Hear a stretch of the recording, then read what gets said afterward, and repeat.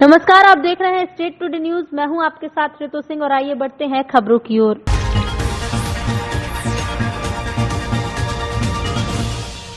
कार्तिक माह की दूसरी सवारी नगर में धूमधाम से निकली। राजाधिराज बाबा महाकाल पालकी में सवार होकर नगर भ्रमण पर निकले। सवारी के पूर्व बाबा महाकाल का पूजन महाकाल मंदिर प्रशासक नरेंद्र सूर्यवंशी और एडीएसपी अमरिंदर सिंह ने बाबा का पूजन किया। सवारी जैसे ही मंदिर प्रांगण से बाहर निकली, बाहर पुलिस बैंड ने सलामी दी। कार्तिक मास के द्वितीय सोमवार को बाबा महाकाल की सवारी पुराने परंपरागत मार्ग से निकाली गई। ब्यूरो चीफ उज्जैन मनीष राठौर की रिपोर्ट।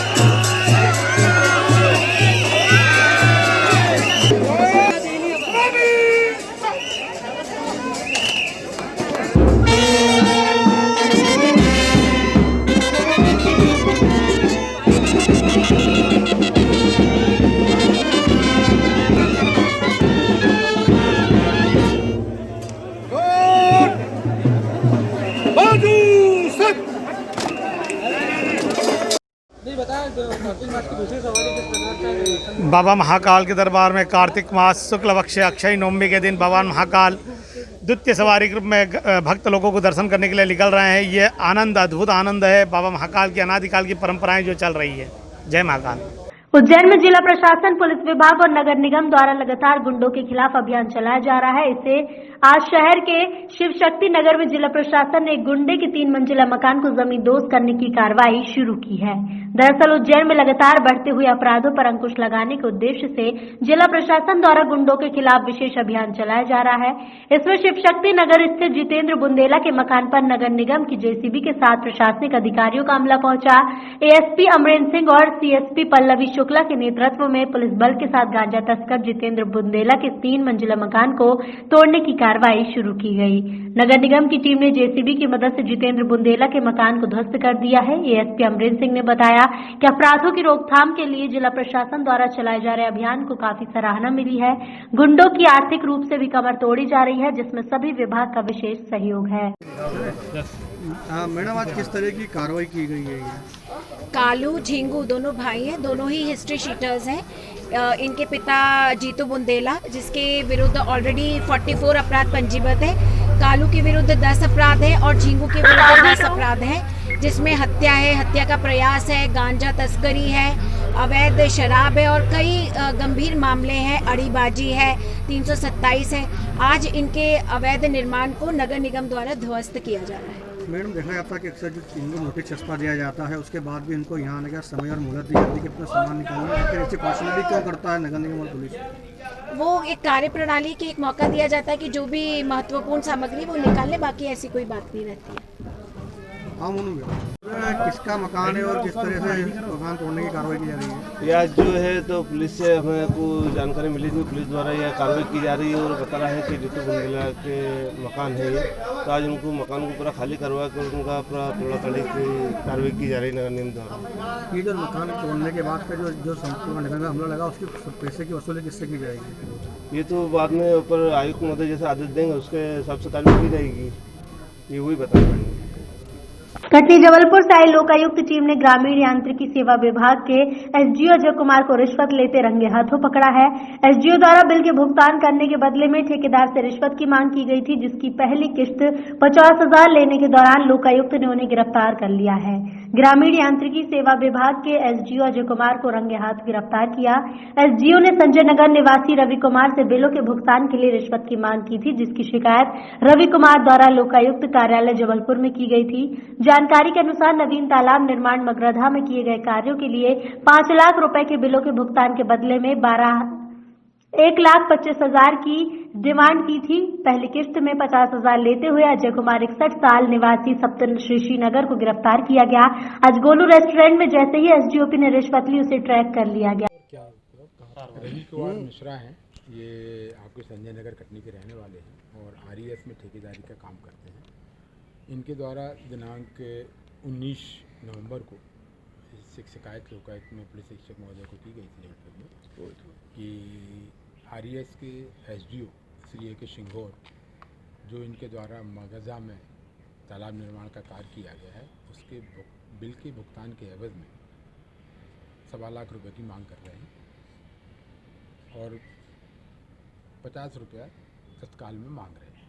इस आवेदन पत्र पर तस्दीक किया गया और आज दिनांक को श्री अजय कुमार सिंगौर SDO RES कटनी को गोलू होटल मिर्ज़ापुर रोड कटनी में 50,000 रुपये की रिश्वत लेते को रंगे हाथों पकड़ा गया। सर कुल कितने की रिश्वत मांगी गई थी? 1,25,000। सर कहाँ की टीम, कितने सदस्य टीम आज कार्रवाई की? 8 सदस्यीय टीम है जिसमें निरीक्षक स्वप्निल दास इस कार्रवाई के प्रमुख है, जिनके द्वारा कार्रवाई संपादित की जा रही है और मेरे द्वारा इसका परीक्षण किया क्या नाम सर? इनके पूर्व में कोई शिकायत DSP JP वर्मा। सर इसके पूर्व भी कोई शिकायतें मिल रही थी उनके खिलाफ? इसके बारे में इनके द्वारा की जा रही थी? RES विभाग में कार्यरत हैं SDO के पद पर श्री AK सिंगौर साहब, उनके द्वारा लगातार काफ़ी समय से बिल लंबित किए जा रहे थे और उनके द्वारा डिमांड की जा रही थी पैसों की। अभी तुरंत में बिल पास करने के एवज में उनने 1.25 लाख रुपए मुझसे मांगे थे, तो जिसकी की पहली किस्त 50,000 आज मैंने दी थी और लोकायुक्त पुलिस की कार्रवाई उसी दरमियान आज मैंने शिकायत की थी बीच में, तो 20 तारीख को, तो उनने भी अपनी कार्रवाई की है। कहाँ का तालाब था जो निर्माण के लिए बिल रखा था? ये नवीन तालाब निर्माण मगरधा रीठी ब्लॉक में आता है, तो वहाँ मैंने काम किया था। तो क्या इसके पहले कोई राशि दी गई थी कि पहली किस्त थी? नहीं, ये पहली किस्त थी। कहाँ दी गई थी और कहाँ से पकड़े गए? ये गोलू रेस्टोरेंट में दिया और वहीं हम लोग काफ़ी पीने गए थे, तो वहीं पे लिया था पैसा। क्या नाम है उनका? रवि कुमार मिश्र। इनका क्या नाम? मंदसौर जिले में लाला पठानों का कुछ समय आतंक थम गया था, लेकिन अब इनके हौसले इतने बुलंद हो गए हैं कि वो जनता की रक्षा में तैनात पुलिस पर भी गोलियां दागने से नहीं चूक रहे। आज सोमवार को मंदसौर जिले के सीतामऊ थाना प्रभारी अमृत सोरी कुख्यात बदमाश अमजद लाला निवासी बेलारी को पकड़ने के लिए गए थे। अमजद लाला ने TI पर गोली तान दी। वो तो नसीबत रही कि गोली चलने से पहले TI ने जिस हाथ में अमजद लाला पिस्टल थी, उन्होंने हाथ को झटका, कान को छूती हुई गोली चली गई और वो बाल बाल बचे। यही नहीं, अमजद लाला के साथियों ने पुलिस बल पर हमला बोल दिया और उसे छुड़ाकर ले गए। मंदसौर जिले में लाला पठान गरीब और साधारण वर्ग को ही टारगेट बनाते थे और उनकी जमीन हथियाना, अवैध वसूली करना, फिरौती मांगना जैसे अपराध को घटित करते आए हैं। लेकिन पहली बार इंस्पेक्टर पर गोली तान देने की घटना से दहशत का माहौल निर्मित हो गया है। कैबिनेट मंत्री हरदीप सिंह डंग ने इस मामले को गंभीर माना है और ऐसे अपराधियों का सफाया करने के लिए पुलिस अधिकारियों से चर्चा की और उन्हें फ्री हैंड कर दिया। वहीं वरिष्ठ विधायक यशपाल सिंह सिसोदिया ने कहा कि पुलिस प्रशासन ऐसे अपराधियों से सख्ती से निपटे। इधर पुलिस प्रशासन एक्शन मोड पर आ गया है, चुन चुन कर ऐसे लाला पठान अपराधियों का सफाया करने में जुट गए हैं। बेलारी गांव में अतिक्रमण कर आलीशान मकान कई लोगों ने बना लिए हैं, उन्हें जमींदोज करने का काम शुरू हो गया है। इधर ऐसे इनामी बदमाश जिन पर दर्जनों मामले दर्ज हैं और वो फरार रहते हुए अचल में आपराधिक गतिविधियों को अंजाम दे रहे हैं, ऐसे कई अपराधियों की सूची तैयार कर ली गई है जिनके खिलाफ NSA, जिला बदर जैसी कार्रवाई होगी। मंदसौर जिले में ऐसे कुख्यात बदमाशों की धरपकड़ के लिए स्पेशल टीम गठित हो गई है। लंबे समय बाद मंदसौर जिले में लाला पठानों का सफाया ऑपरेशन के तहत काम प्रशासन ने शुरू कर दिया। सर, तस्कर और पुलिस आमने सामने हुए हैं, क्या है पूरा घटनाक्रम? एक फरार उद्घोषित बदमाश है अमजद लाला, जिसपे मंदसौर और रतलाम दोनों जगह से 15,000 के नाम घोषित है। इसके अपने निवास बेलारी गांव में होने की सूचना पर TI सीतामऊ अमित सोनी अपने पूरे फोर्स के साथ यहां गांव में उन्होंने रेड किया था और उस बदमाश को अपने कब्जे में कर लिया था, परंतु उसके जो साथी दरान थे उन लोगों ने और बदमाश ने भी फायर किया एक पिस्टल से और 12 बोर की राइफल से भी फायर किया और किस्मत से कोई कैजुअल्टी नहीं है, कोई चोट नहीं आई है, परंतु झुमाझटकी में TI जरूर थोड़े से चोटिल हुए हैं और सारे बदमाश भाग गए हैं। हमने उनके खिलाफ FIR पंजीबद्ध कर लिया है और हम उसकी तलाश कर रहे हैं। सर, आगे की क्या रणनीति, क्योंकि इससे पहले भी इस तरह के घटनाक्रम सामने आ चुके हैं? हाँ, इस तरह के बदमाशों के हम पूरी तरह से नेस्तनाबूद करेंगे। जो भी विधि अनुसार कार्रवाई होगी हम उसे करेंगे और जल्दी ही हम इसकी गिरफ्तारी सुनिश्चित करेंगे। Thank you. 18 नवंबर दिन बुधवार को आयुक्त भोपाल संभाग भोपाल कविंद्र कियावत ने जिला रायसेन में बैठक लेकर जिले के सभी अधिकारियों को ग्रामीण क्षेत्रों का दौरा करने और रात्रि विश्राम करने के विस्तृत निर्देश दिए थे, जिसके पालन में पीसी शर्मा सीईओ जिला पंचायत रायसेन द्वारा जनपद पंचायत अब्दुल्लागंज क्षेत्र अंतर्गत ग्राम पोलाहा और 100% अनुसूचित जनजाति की आबादी वाले ग्राम बरखेड़ा सेतु का दौरा कर वहां रात्रि विश्राम किया गया और रविवार को प्रातः बरखेड़ा सेतु के ग्राम बखरिया टोला में ग्रामीणों से चर्चा की गई, उनकी समस्याओं को जाना और निराकरण का प्रयास किया। ग्राम पोलाहा में ग्रामवासियों द्वारा केरवा नदी पर पुल निर्माण की मांग की गई और केरवा नदी के किनारे बने पंप हाउस और शांति धाम के पास कटाव को रोकने के लिए पिचिंग कराने का आग्रह किया गया ताकि इन दोनों संरचनाओं को क्षति न पहुंचे। गांव में गांववासियों द्वारा बताया गया कि गांव में लगभग 7 एकड़ भूमि पर लोगों का अवैध अतिक्रमण है।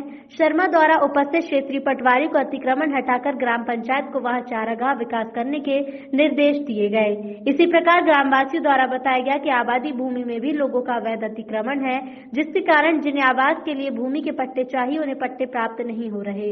इसके लिए भी सीईओ शर्मा द्वारा पटवारी को अतिक्रमण हटवाकर भूमिहीन ग्रामवासियों को पट्टे दिलाने के निर्देश दिए गए।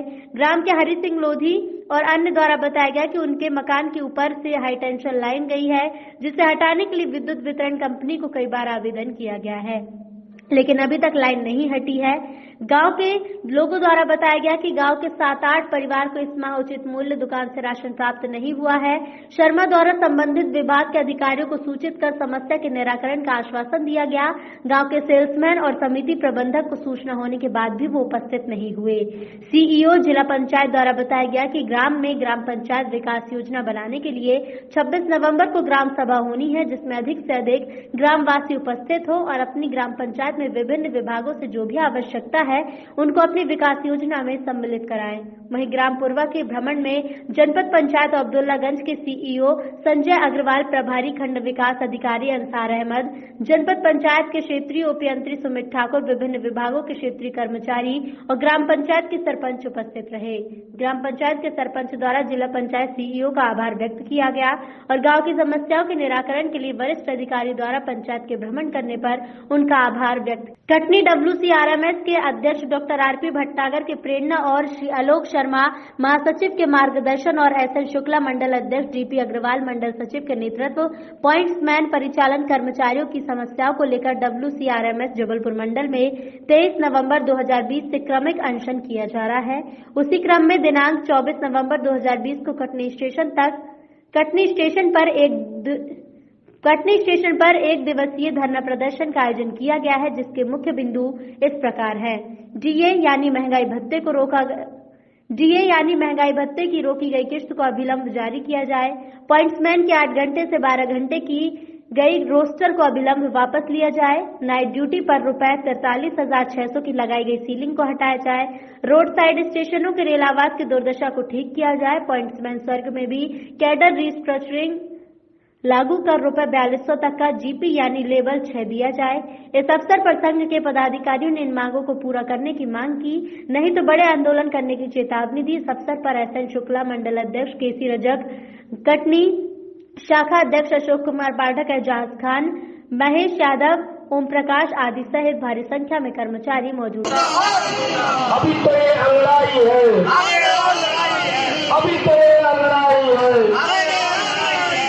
रेल प्रशासन होश में आओ। धरना प्रदर्शन का मुख्य उद्देश्य वेस्ट सेंट्रल रेलवे मजदूर संघ के मुख्यालय के आदेश पर जो रेल प्रशासन द्वारा जो पॉइंट्समैन के ड्यूटी रोस्टर को 8 घंटे से 12 घंटे का जो तुगलकी फरमान जारी किया गया है, उसके विरोध में वेस्ट सेंट्रल रेलवे मजदूर संघ जबलपुर मंडल में क्रमिक अनशन का आह्वान किया है, जिसमें कल 23 तारीख को सागर में किया गया, 24 तारीख को आज हम लोग कटनी स्टेशन पे कर रहे हैं।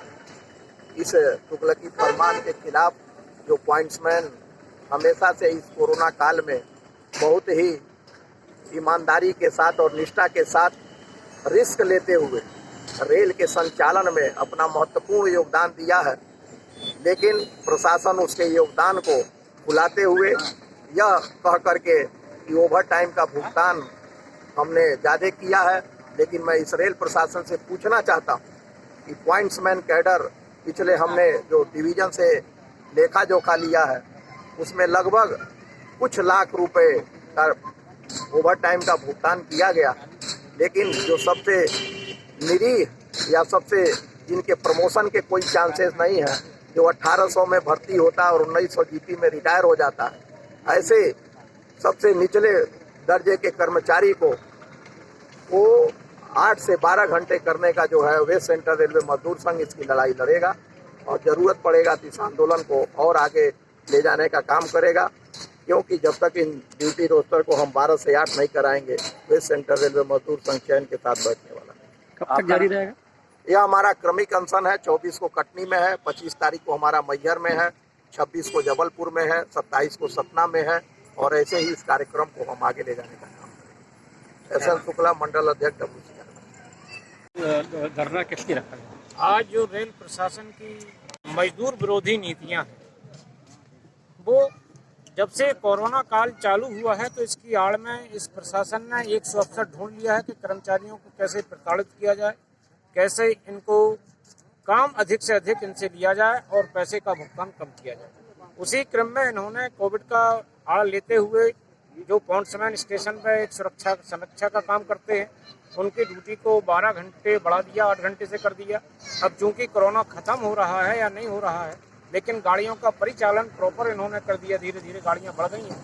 उसको देखते हुए हमारी ये मांग है प्रशासन से कि इनका जो ड्यूटी रोस्टर 12 घंटे है, एक कर्मचारी को 12 घंटे ड्यूटी कंटिन्यू करना एक उसके मानसिक तौर पर भी उसको परेशान करता है, तो उसको रिलीफ देते हुए जो परिचालन का काम, सुरक्षा का काम वो देखता है, उसमें किसी प्रकार की कोई गलती ना हो, उसको सुधारते हुए उसकी ड्यूटी 8 घंटे की जाए। इन्हीं मांगों को लेकर के आज पूरे वेस्ट सेंट्रल रेलवे मजदूर संघ अपना जबलपुर जोन में हमारे NFIR के आह्वान पर WCRMS ये धरना प्रदर्शन कर रहा है, क्रमिक अनशन है।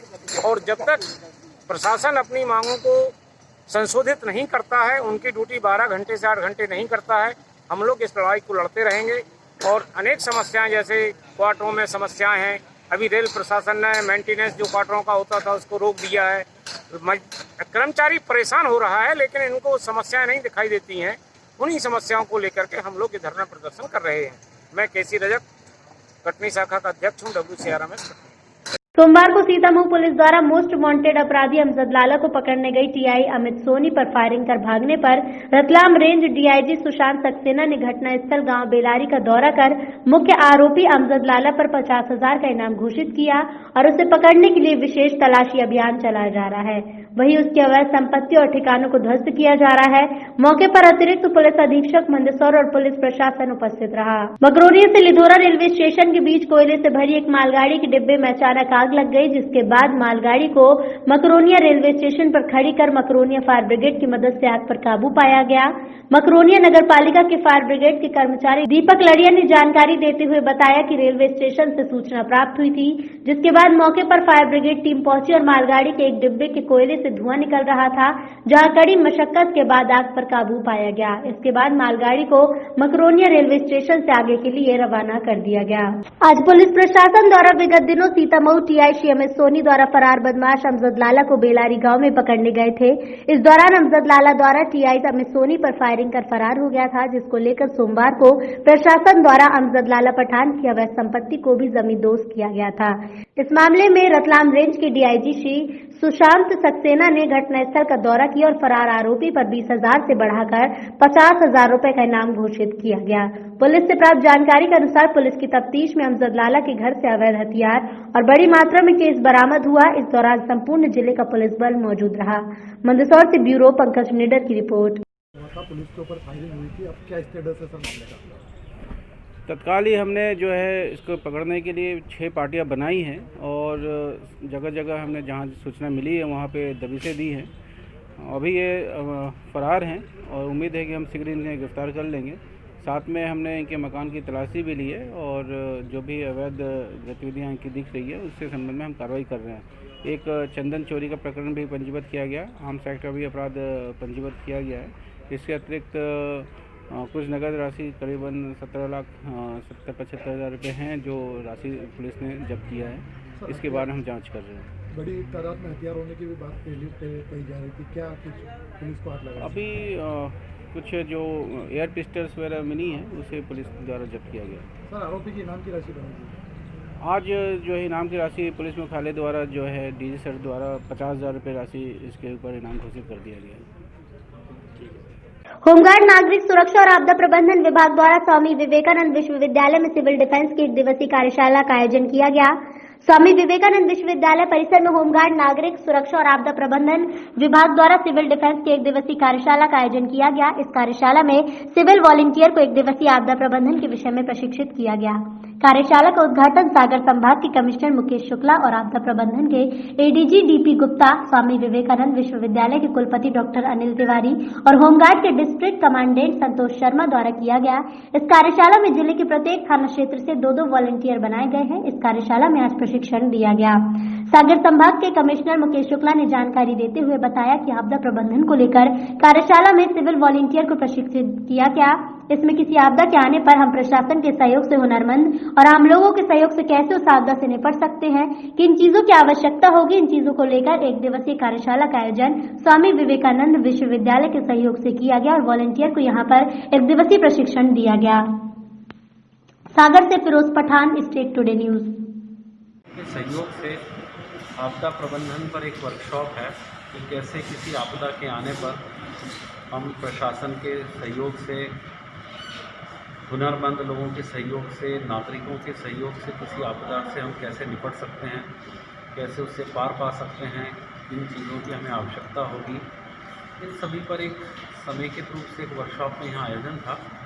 मैं उसके इस प्रथम सत्र जो उद्घाटन सत्र है उसमें आया है था और आज ये दिन भर वर्कशॉप होती रहेगी और मुझे उम्मीद है कि ये वर्कशॉप बड़ी सार्थक होगी। Thank you.